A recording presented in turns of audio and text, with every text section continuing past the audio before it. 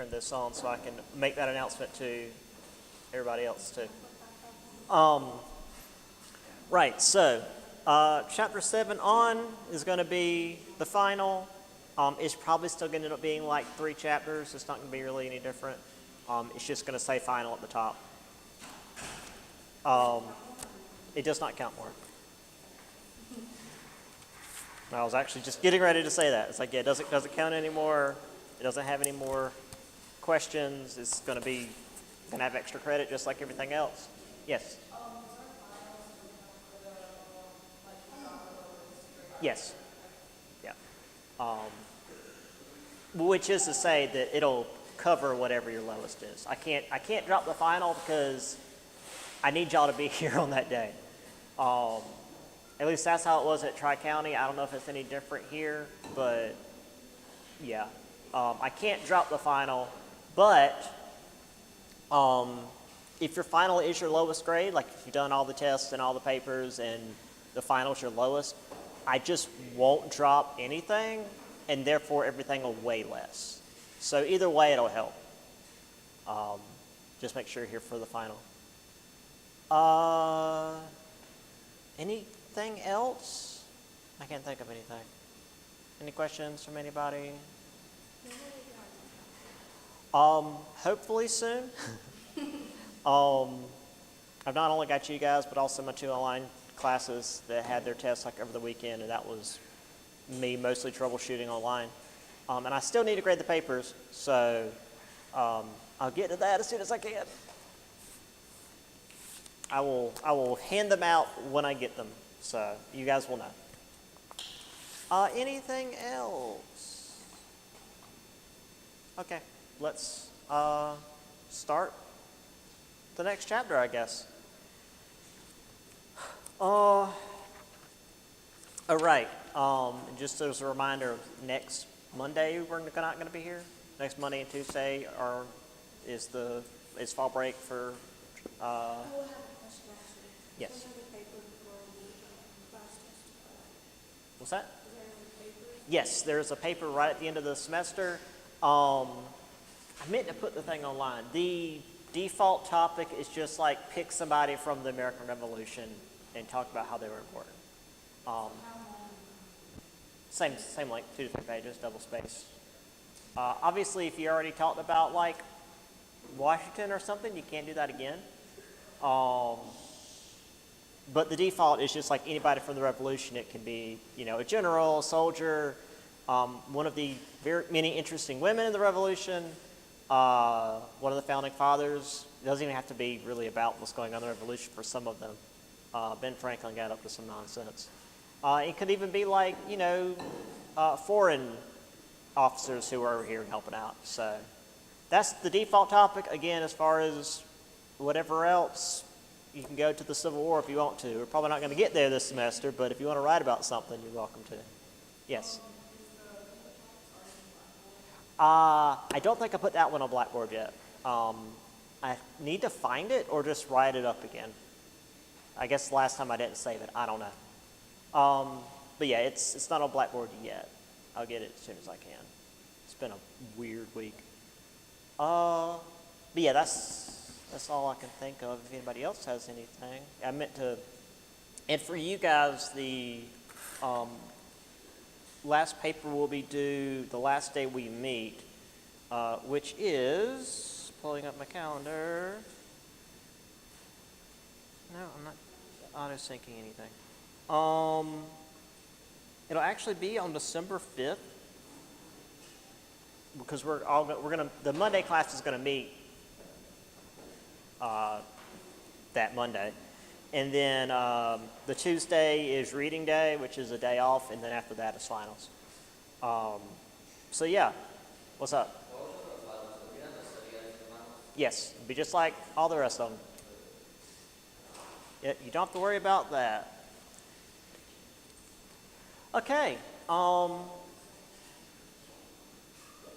to chapter 7. If there's nothing else, again, you're certainly welcome to ask questions. That's why I bring it up. It reminds me of things maybe I've forgotten.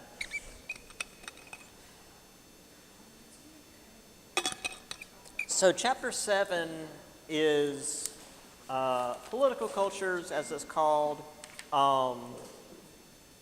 It's post-Revolutionary War America from 83 to 1800. A lot of this is just going to be like, well, discovering that the Articles of Confederation don't work. We got to do something else. So the last half of this chapter is going to be creating the Constitution. Just to give you a heads up on that. However, even as the war was ending, there was another near mutiny. This one, though, wasn't among the regular soldiers that we talked about last chapter. These are the officers. Now, while there were obviously less officers than regular soldiers, they came from wealthy families and therefore had more political influence and therefore could cause a lot more trouble than some angry soldiers in Philadelphia.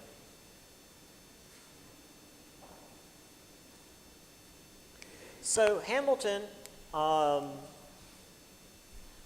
decided, well, we should pay these guys because they were the officers. So he wanted to put a duty import on goods coming in from outside the U.S., which is to say, again, that's basically a tariff. Because the federal government had no money. They couldn't really pass taxes on the states. Only the states could pass taxes, and none of that money's going to the federal government. So it's like, well, we need to do something so that the federal government can have money so that we can pay these soldiers and also all the debt we've had from the war. However, the fact that someone higher up was already on their side pushed a lot of these officers to circulate a petition that had a lot of ideas in it, one of which included threats of a military takeover. You know, the country we just got done fighting for, the officers well, what if we just take it over? George Washington did head down to talk to the officers. Again, unlike with the troops before, he didn't lead in his own army. He didn't lead in his men to quell this unrest. He went in and talked it out with them in Newburgh, New York. Asked them to step back from this, quote, infamous position. So, long story short, obviously this didn't happen. This big officer mutiny didn't happen. But Congress did agree to pay these officers full pay for 5 years, which is more than the regular soldiers got, but that's just kind of how it always is. I couldn't really find an image of Washington meeting with these guys in Newburgh. I only found him telling his officers farewell at the end of the war.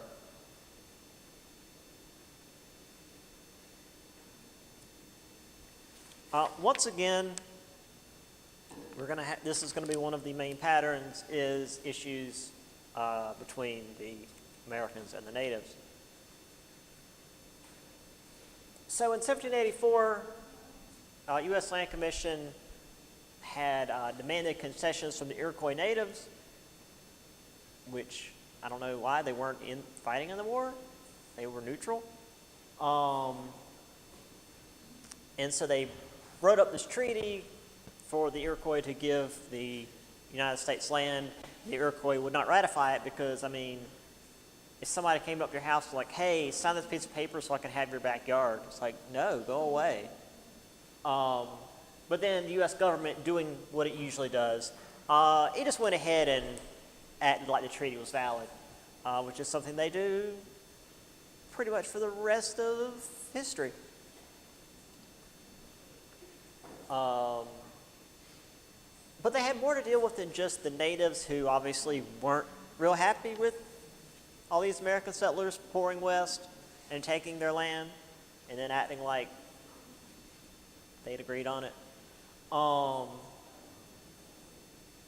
there were also squatters, just folks that just headed west and settled on the land without buying it. Um, let's see, do I have?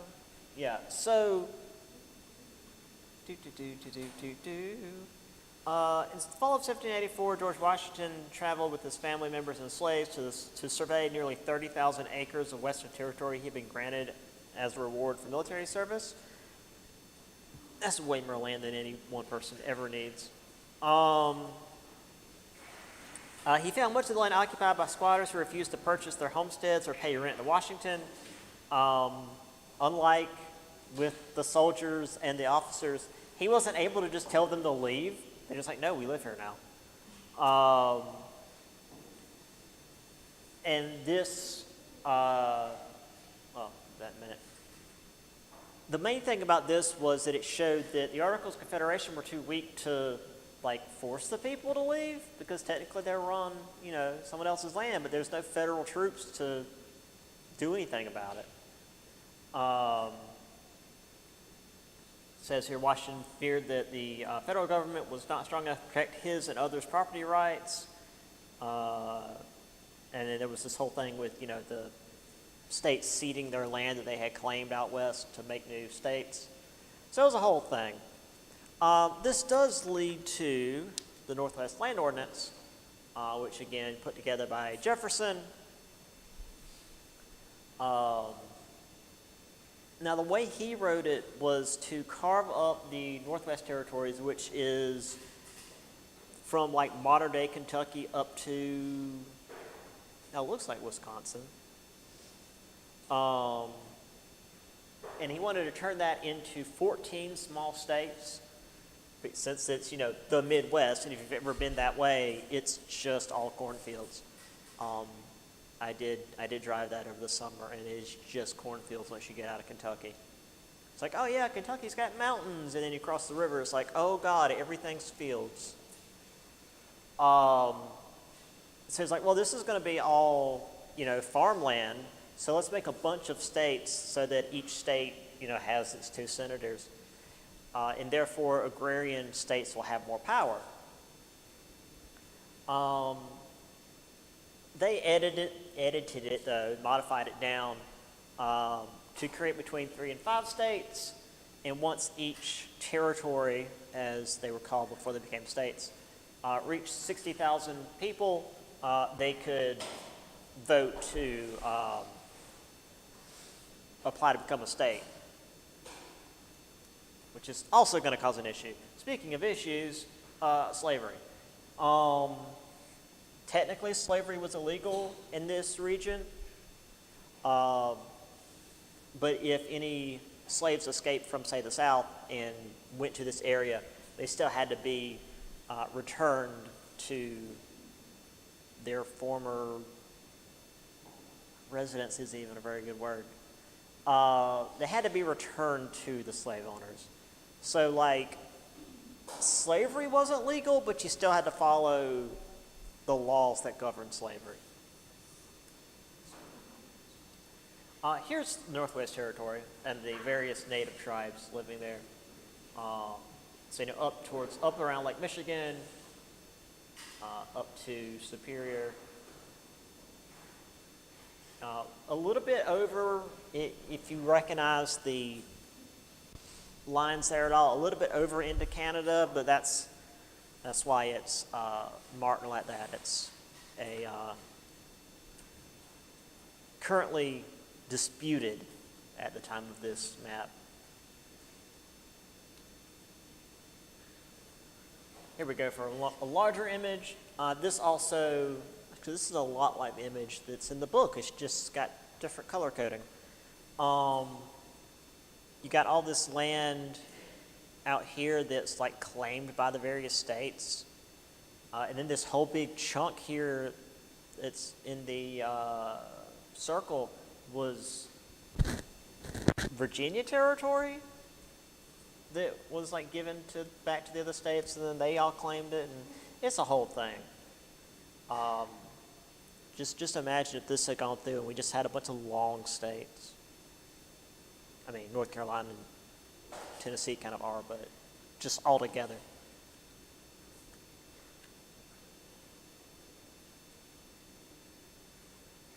Speaking of economics, I guess. So the war was ending, and we were no longer on a war economy, and it started to really fall apart.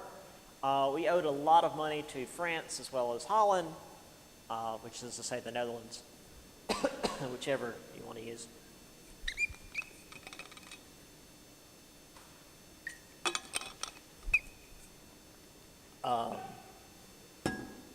So it's like, all right, well, we need a lot of money. We need to make a lot of money to pay off these debts and to get the economy going again. And everybody was like, hey, these open, unsettled lands to the west are totally going to be our ticket to make this money back. You know, this land that certainly wasn't full of thousands of natives, but again, not that the United States cared. So Hamilton pushed for something a bit more immediate. Federal import dues, once again, as a tariff for any goods that were coming into the United States, so they could basically use that as kind of a tax to make some money for the federal government.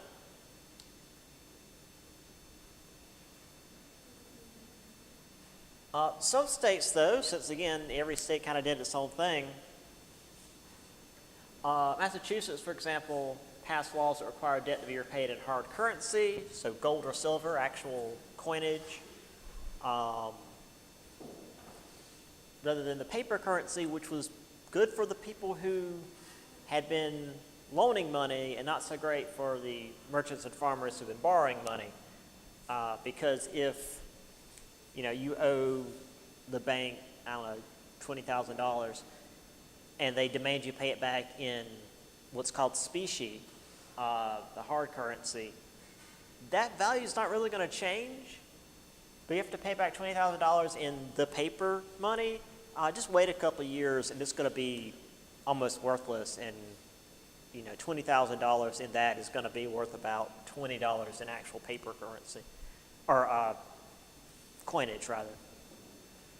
Again, one of my jobs when I was at grad school was like helping with professors who were doing writings, and one of the things I remember the most was talking about what the states felt about paper currency.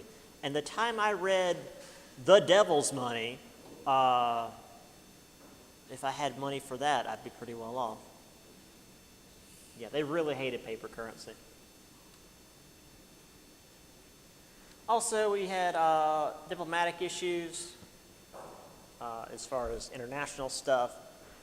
Britain denied trade in the West Indies, which is, right there on our doorstep, and that we can't trade down there certainly puts a hamper on things. Spain, who, if you recall, had been our ally in the war, closed off New Orleans due to Americans just like crossing the Mississippi and settling there anyway, even though that's not part of the deal. Like, okay, well, if you're going to do that, we're just going to not let you trade through New Orleans anymore. Which, for anybody living on the Mississippi, was a big deal. Because if you're, say you have a farm on the Mississippi River and you need to ship stuff to market, it's really easy just to, build a raft and put it all on the raft and just, let it float downriver. But if you can't use New Orleans, then you're out of luck. Also, we had British troops on the frontier that were continuing to stir things up with the natives. Not that we needed Britain's help to upset the natives. Americans were really good at that. We still had France and Holland, though, letting us trade with their ports in the West Indies, which, if you recall from earlier chapters, not that many places. France had a few. The Dutch had a couple, but the big ones were all owned by Britain.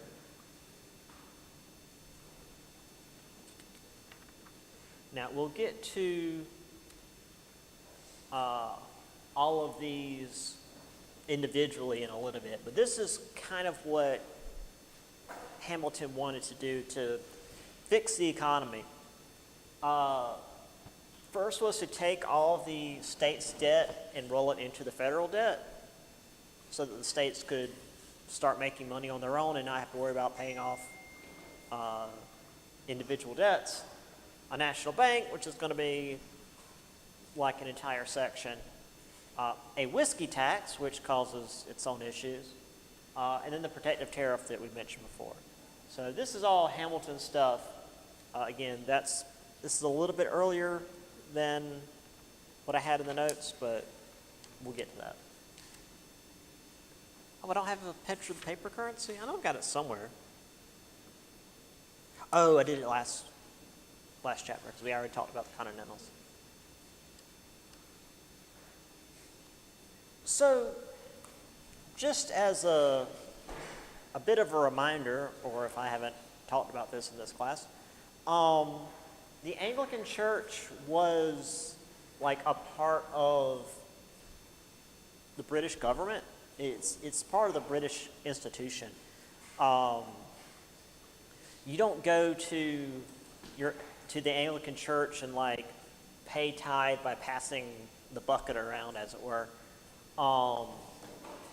Your tithes were part of your taxes, and those taxes directly kept the Anglican Church going. Obviously, though, with the United States having their independence from Britain, the Anglican Church wasn't really a thing anymore.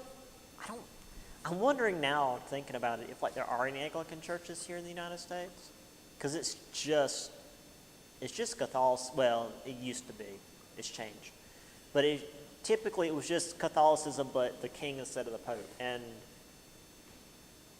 I don't see too many people like in America being really for that, especially back then.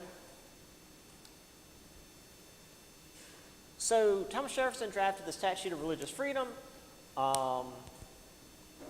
which the Virginia Assembly adopted, and basically it was now voluntary to go to church. Like again, it used to be, it was part of your duty as a citizen to go to church and pay your tithes, which again were just another tax. So this created not only that you had to go to the state church, but that there wasn't going to be a state church, and that you could kind of do what you wanted. Which, I mean, we've had denominations since, well, the Protestant Reformation, so this just kind of made it a legal thing. There were like state churches. There were certain denominations that were considered like the denomination of the state, and they tried to impose their will on people. And I mean, literally, once we get to it, the First Amendment is like, we're not establishing any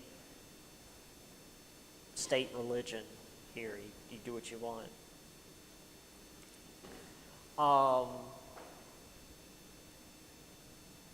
However, there were still laws that insisted that state office holders would be Christian. Of course, Protestant. You can't have any Catholics running anything. That continues to be a problem until literally John F. Kennedy. On the frontier, for example, we had a lot more Baptists and Methodists, as they tended to be the churches of like the common people. Quakers and Presbyterians also increased their numbers. Catholics and Jews had some degree of toleration at this time, but anti-Catholic and anti-Semitic rhetoric will continue well until now. So, yeah, that's going to be a thing for the foreseeable future. As far as individuals, Richard Allen deserves special attention. He was a former slave, led the first African American church in America in Philadelphia. This was the Bethel African American Methodist Church, which was part of the overall Methodist denomination until about 1800, when they tried to get rid of Richard Allen, and his congregation's response was, fine, we're going to go make our own church. And they did. They formed the first independent black denomination, the African Methodist Episcopal Church. So, yeah, Richard Allen certainly leading things at this time when it was very difficult to even like have African Americans reading and writing.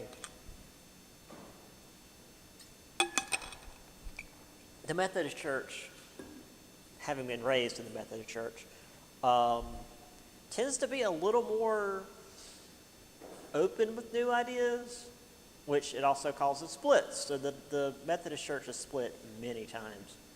But like some churches have female preachers, which a lot of churches don't allow. To my knowledge, a number of Methodist churches, like now, allow gay pastors, which again, like for a church, especially here in the American South, that's kind of a big deal. So yeah. Anyway, here's the Bill for Establishing Religious Freedom, printed for consideration of the people.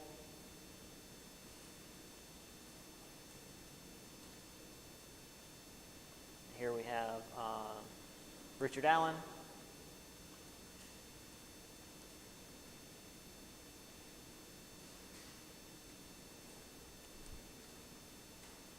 So, besides just church stuff, there was a little bit of a shift in the lives of the African Americans post-Revolutionary War. So some slave owners were like, hey, if we're fighting for our freedom, then maybe we should let the humans we're treating as animals be free too, because that'd probably be for the best. So some freed their slaves right away. Others freed them in their wills, like George Washington. It's like, oh, I'm going to make sure I get my value out of my slaves before I die, and after that, everybody else can deal with it. So yeah, it's a very weird bit of history that's often ignored. It's like, oh, George Washington freed his slaves like after he died. That doesn't really count, because he certainly got his use out of his slaves until he literally died. Until the doctors bled him out. We'll get to that later. Other states prohibited the transatlantic slave trade, which I think by 1808, Britain ends that entirely. So no more importation. Still, though, by 1800, there were more slaves in the United States than in 1776 due to its growing population. So even though we weren't bringing in more and some had been freed, there were still more by 1800 simply due to population growth.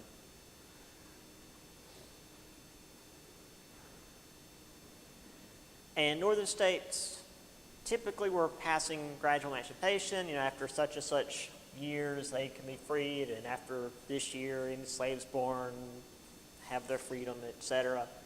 The southern states actually made it harder for the owners to free their slaves, which is kind of weird. Like, if you look at it in a really, just like by the numbers, just for a moment ignoring the horror of slavery.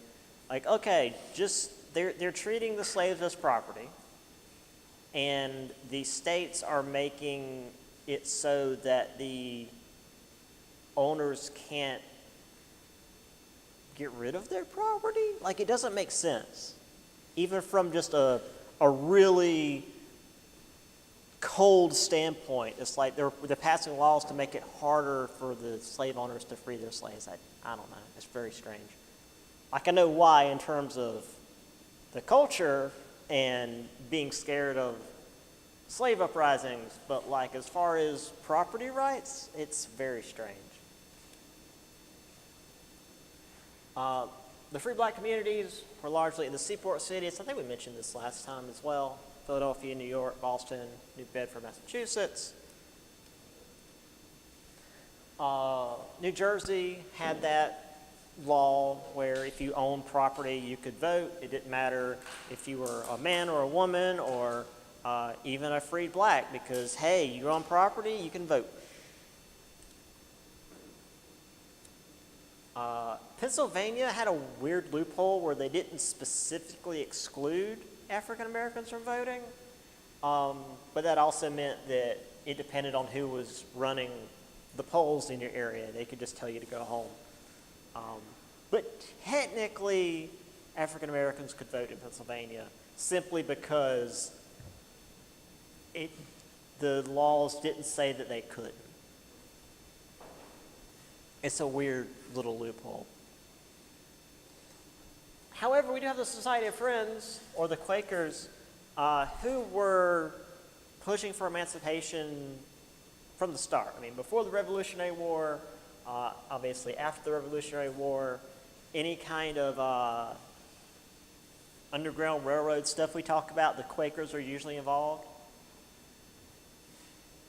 I've got a picture, it's in several, I don't know if we'll get to it this semester, but it's in a later chapter, where it's just like a bunch of Quaker dudes body blocking this guy on the ship while the freed slaves are like going down the steps and off of the ship behind him.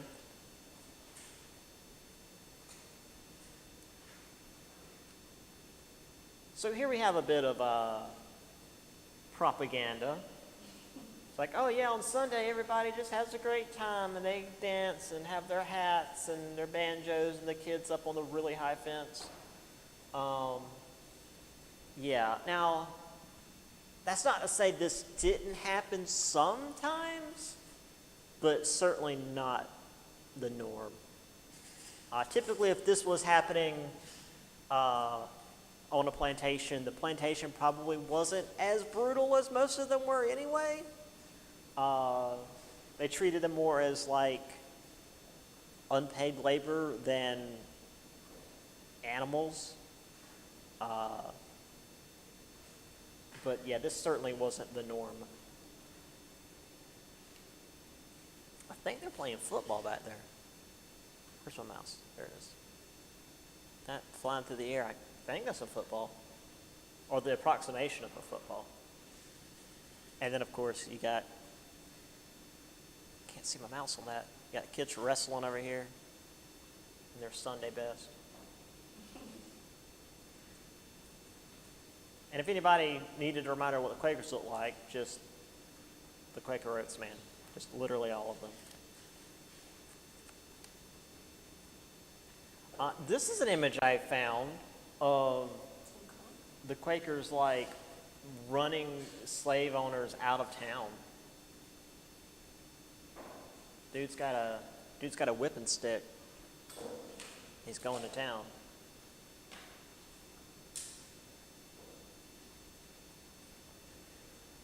Okay.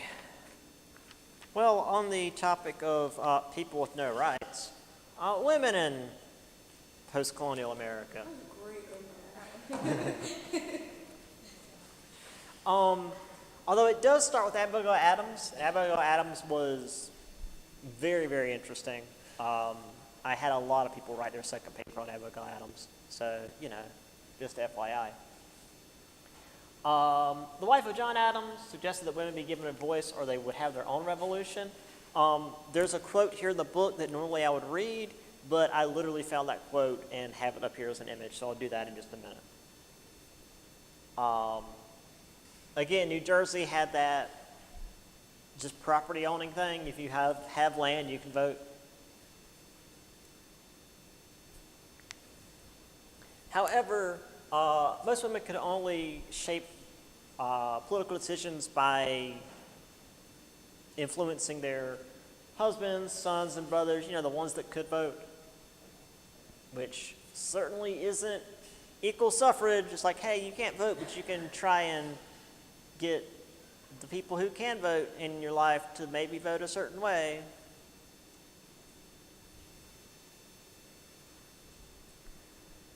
Still, though, there was this weird concept in the early republic where, like, virtuous wives and mothers were necessary for developing the nation, raising their sons to be good Americans.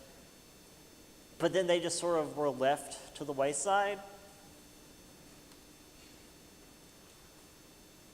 So we had Benjamin Rush wrote the essay on female education. This is actually what I just wrote. Believe that women could best shape political ideas and relations by, quote, instructing their sons in principles of liberty and government and rewarding their husbands in engaging public service with, quote, approbation and applause. I don't know what approbation is. Yeah, so cool. And he also, of course, suggested that women be educated for this domestic role by learning literature, music, composition, geography, history, and bookkeeping. Well, not everybody agreed with Benjamin Rush, such as Judith Sargent Murray. She basically equal education for women. But the way she put it, do I have it? No.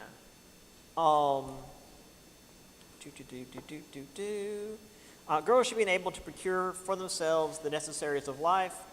Independence should be placed within their grasp.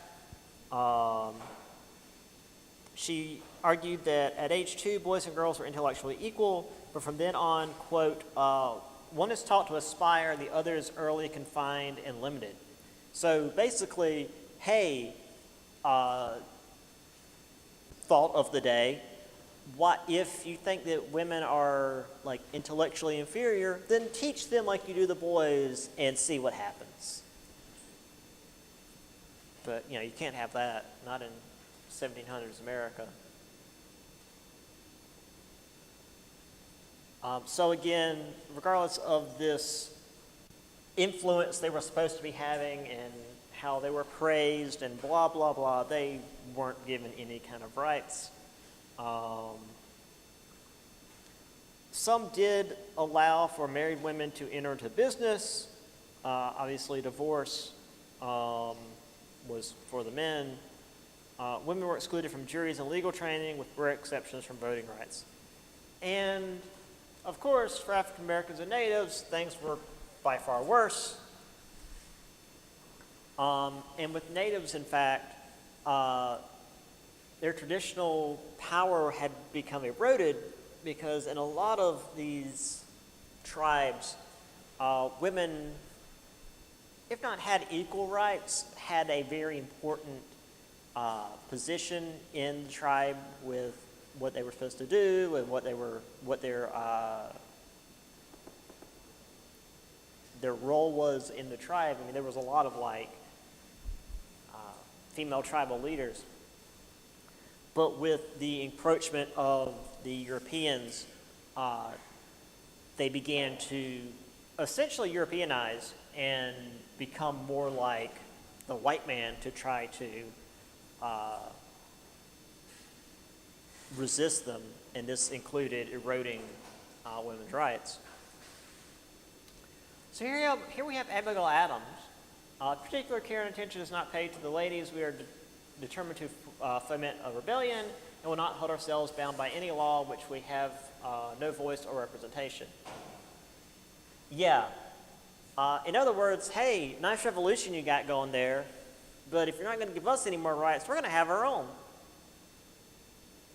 Also, in case you look up any primary sources for your paper, if you notice, words here are capitalized that seem strange to us today. Ladies, rebellion, laws, representation. Back in the day, in the 17 and 1800s, ideas were capitalized. Like they were seen as proper nouns. So like representation is an idea, laws are ideas, rebellion is certainly an idea, and the way she uses ladies here isn't just like, the women in America, but we literally 50% of the population. So yeah, just FYI, if you're ever looking up anything and wonder why the heck they capitalize like every other word, it's because back then ideas were capitalized. Like when you see liberty in anything in the Revolutionary War, it's going to be capitalized. Here we have Benjamin Rush.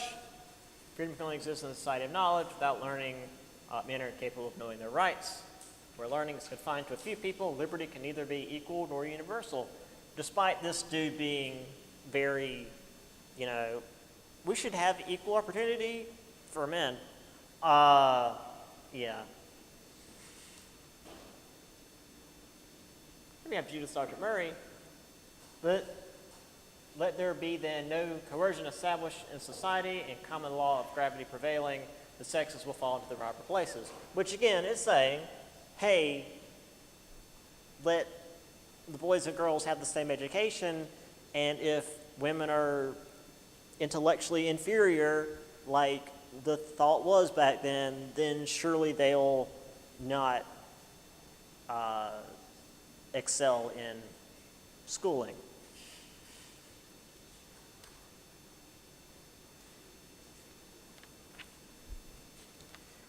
One more group of the underclass here. Actually, farmers. So these farmers tended to be deep in debt. Again, the only real way to run a farm was to take loans from the bank and then use that money to buy seed and equipment and hope that your harvest goes well so that you can make enough money to maybe pay off the loan or at least buy enough for the next year. So while more people were given the right to vote, and by people I mean white men, the economic interest between the rich and the poor continued to widen, especially since the rich were usually the ones making the laws. And anytime there were disagreements that became big enough that the authorities had to get involved, the authorities tended to side with the rich. Nothing like today where the authorities are literally just working for the rich. So we had an armed uprising in 1786 known as Shays' Rebellion. So these were a bunch of indebted farmers that rose up due to land taxes and what they considered as unfair debts. Why is my eye so dry today?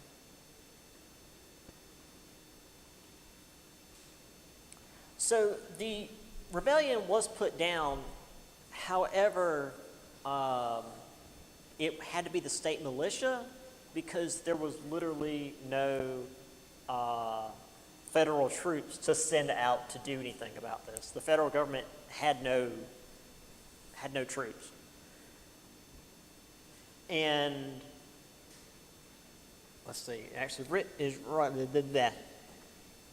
is written here, December 26, 1786, Washington wrote Henry Knox to express his concerns about the rebellion and other upheavals. If the powers of the central government are inadequate, amend or alter them, but do not let us sink into the lowest states of humiliation and contempt. Hamilton, too, believes Shays' Rebellion marked, quote, almost the last stage of national humiliation. He said that, speaking of the government, this, quote, frail and tottering edifice seems ready to fall upon our heads and crush us beneath its ruins. So yeah, Shays' Rebellion scared the hell out of a lot of people. It wasn't the first and the last of these rebellions. but it is shown as, you know, really giving us an idea that the Articles of Confederation are not strong enough to run a federal government.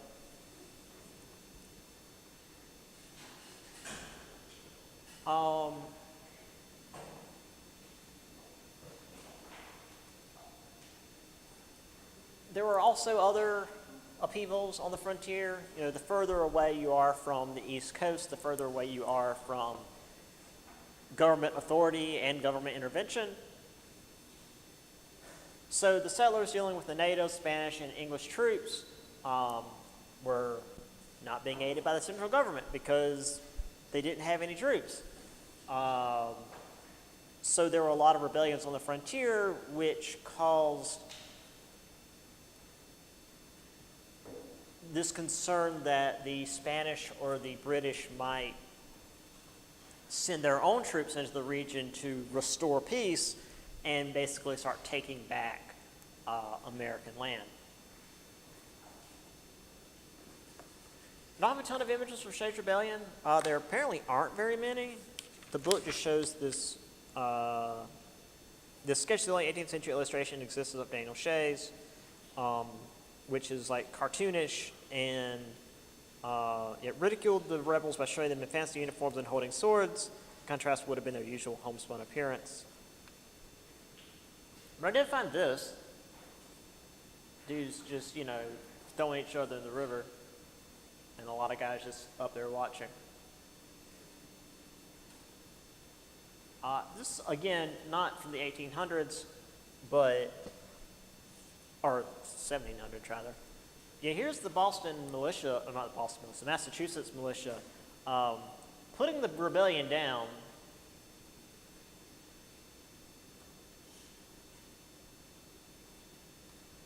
So following this, again, the central government was very concerned. And we had the meeting in 1787.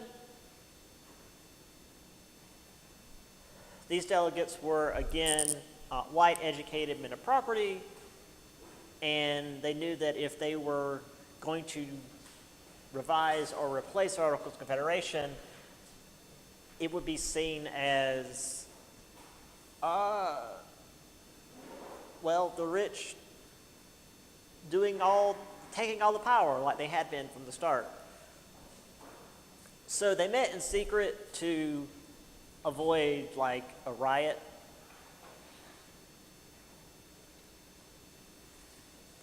So there were two main plans when it came to making a new constitution. The first was the Virginia plan with a strong central government, bicameral legislation, which means two houses, and the members for the legislature would be based on the state's population. So the bigger a state's population, the more representation it has, which makes sense because there's more people, so there should be a bigger voice. I don't know, that's just how the states aren't people, they're marks of land, marks on the map.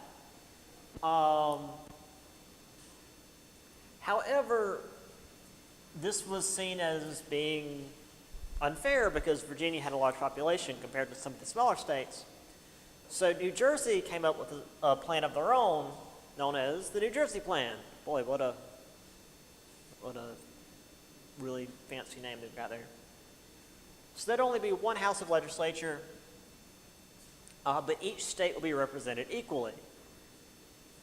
So we get the compromise that we have today where the Senate has 2 senators from each state, and the House of Representatives has representation based on the population of the state.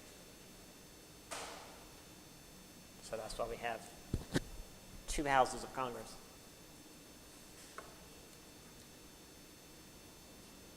I'm not sure why the Virginia plan had 2 houses. If they were already based on population, like why would you have 2 separate ones? You know, this might have been something like the House of Lords and the House of Commons in Britain, where one house was like the landed gentry, another house was regular folks. So, while this was all well and good, the southern states weren't really on board because they tended to have really low populations, or at least really low populations of people who could vote. And there weren't that many southern states, so unlike the Northeast, where it's a bunch of those little small states all sort of cut up and, across the Atlantic or the Atlantic seacoast, the South had just a few states and not many people. So to compromise with the slave-owning South, each enslaved person was counted as 3/5 of a vote. Now, obviously, the enslaved could not vote, but as far as like representation, it would give the South greater power than the number of voters they actually had. Now, they did, again, outlaw slavery in the Northwest Territories, but there would be no federal mandate on importation of slaves for another 20 years because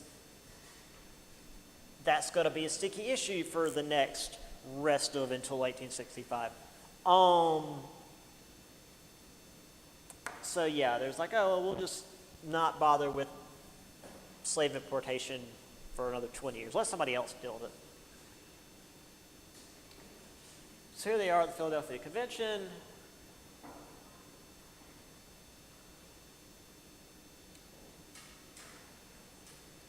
And if you need color-coded what the plans look like, here it is. 2 houses versus 1 house, representation-based versus population-based.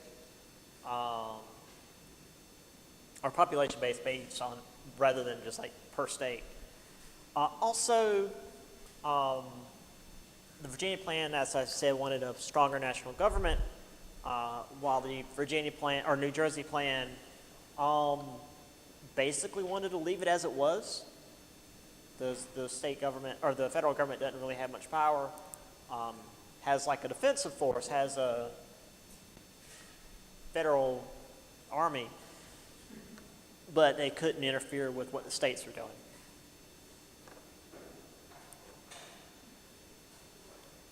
So here we have the 3/5 compromise because, of course, so they eventually got down to every 5 enslaved counted as 3 voting people, I guess, in terms of taxation and representation.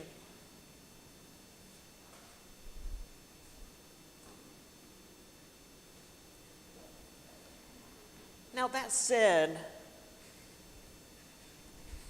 they couldn't just clear out the Articles of Confederation, write a constitution, and be done with it. All the states had to ratify it. And this was a whole big deal.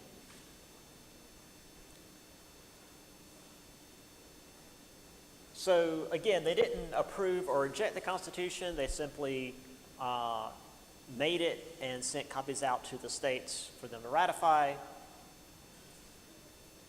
And this resulted in 2 groups. You had the Federalists, who pushed for the ratification of the Constitution. They were typically in towns and saw that a strong central government was good for the economy. James Madison, John Jay, and Alexander Hamilton wrote their views on this in the Federalist Papers, which you can still get your hands on today. Federalist number 10, for example, Madison suggested that if you had a big government, you would still get factions within the government that would, let multiple views be heard, but that they would have to work together, for the government. They wouldn't fight like cats and dogs and not get anything done. Meanwhile, the Anti-Federalists, if you can tell from the name, disagreed with the Federalists. They basically were against ratification. They saw strong central government as a bad thing. They were typically from more rural and less wealthy areas. Also, compared to a lot of state legislatures, they were concerned that there wasn't a Bill of Rights attached to the Constitution.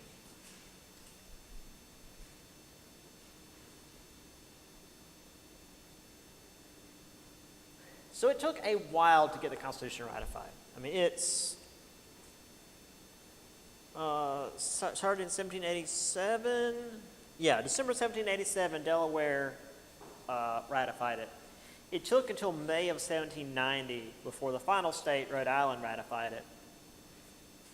And the numbers here are something. So for Delaware, it's 34-0 against. Pennsylvania, 46-4, 23 against. So largely positive there.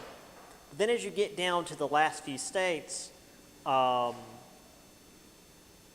York, 34-27 against, and Rhode Island, 34-4, 32 against. I mean, it's right there on the line.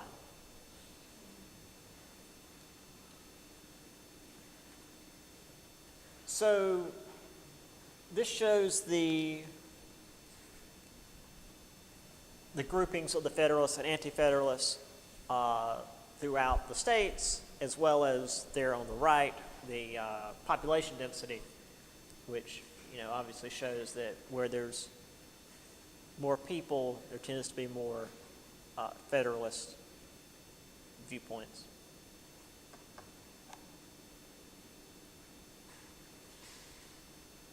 So again, the Federalists real quick. We have Hamilton was really the main dude behind all this. He's going to continue to be the main dude for a lot of stuff. Washington's advisor. We'll talk about the Secretary of Treasury in a little bit. James Madison also worked with Hamilton and was big in writing the Constitution. He also drafted the Bill of Rights and introduced it to Congress. We'll talk about that in a little bit. John Jay wrote a few, but he wasn't able to participate as much as everybody else. We'll talk more about John Jay a little bit later. Not so much of the Federalist stance, but he does get some things done. So again, the Federalists and Anti-Federalists taking some power from the states, giving to the national government, dividing powers among different branches, and a single person for the executive branch. Meanwhile, the Anti-Federalists were pretty much for states' rights, let the states have more power, the legislative to have more power than the executive branch, and they didn't want to have a strong executive branch because they feared they might try to become a king or tyrant, which again, the king in England was not very powerful anyway, so they were freaking out about something that wasn't really a thing. They also pushed for the Bill of Rights, which does at least become a thing. The Anti-Federalists mostly just get ignored because the Federalists end up winning out. But in order for the last few ratification votes to pass, they had to agree on at least the Bill of Rights. Here we have the Sentinel. Let's see. Yeah. The 11th pillar of the Great National Dome. I beg leave most sincerely to facilitate our dear country. So this is showing the states as they were voting, or as they were ratifying the Constitution. So we had everything up to this point, up to New York. We had North Carolina and Rhode Island left to do.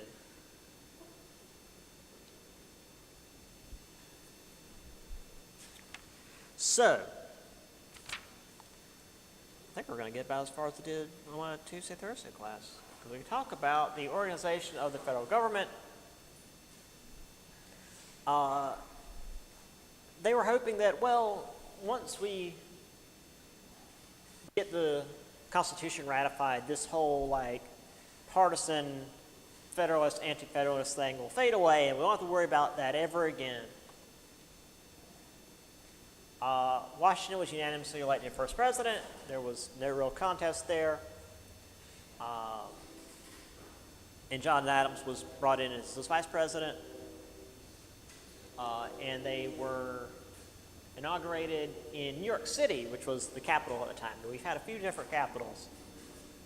This was, I guess, not the first, because the Constitutional Convention was in Philadelphia, but then they moved it to New York, and we'll get to that. So Washington quickly established the four main departments: the State Department, War Department, Treasury Department, and the Justice Department. So Jefferson was Secretary of State because, obviously, he was the one to bring in for that. Henry Knox was made the Secretary of War. Henry Knox, we've mentioned a couple of times. We don't go too much into his stuff. He was the one that delivered the cannons to Washington and Boston. Hamilton was Secretary of the Treasury because, of course, he was. He's your economics guy. And then we have Edmund Randolph, the Attorney General and head of the Department of Justice. We're never going to talk about Edmund Randolph again. But I figured him being the first Attorney General should at least mention him in the notes. I'm 99% sure he's not on the test. But I just wanted to mention him. Congress put together the Supreme Court with the Judiciary Act of 1789, as well as the Bill of Rights. Now, the Bill of Rights, as they are today, are like the first 10 amendments to the Constitution, which showed from the start that the Constitution can be amended. It's not some sacred writing penned by the hand of God himself. It's a document written by people and therefore can be changed by people. Originally, though, it was more than 200 proposals that James Madison had collected from the various states. Excuse me. Oh, I probably should have turned the mic off for that one. Which they eventually reduced to 12. And in 1791, 10 were ratified as the Bill of Rights, which gave specific individuals and states rights beyond what the Constitution allowed for.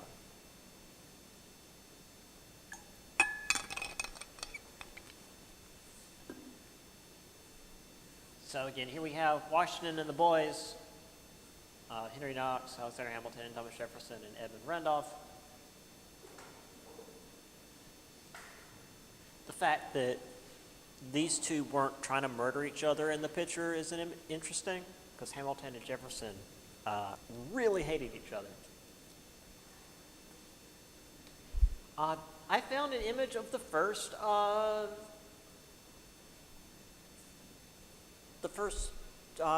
Supreme Court. So you've got John Jay, again, John Rutledge. I know that name, but he's not important. Oliver somebody. John Marshall. Marshall's also important. Roger Taney. Sean Chase.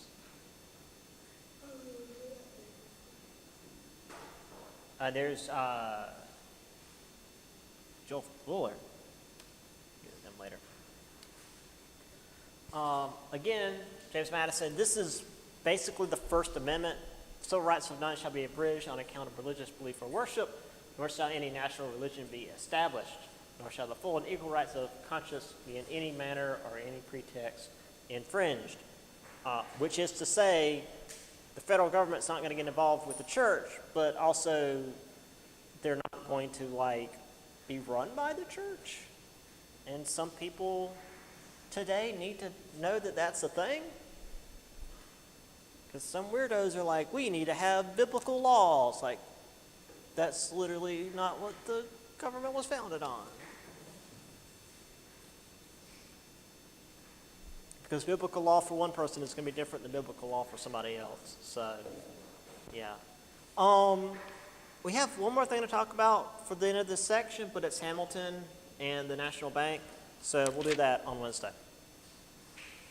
So yeah, see y'all later. Have a good Halloween, I guess. I'll meet you guys real quick.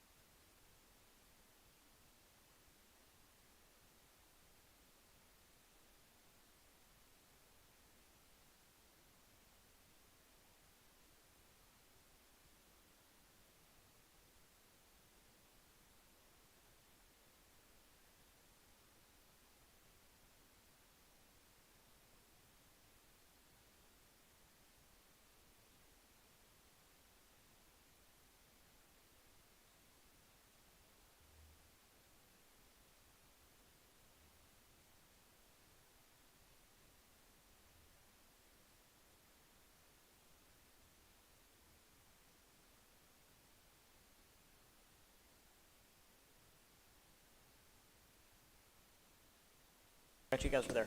Okay. I think this is it. We will continue on Wednesday.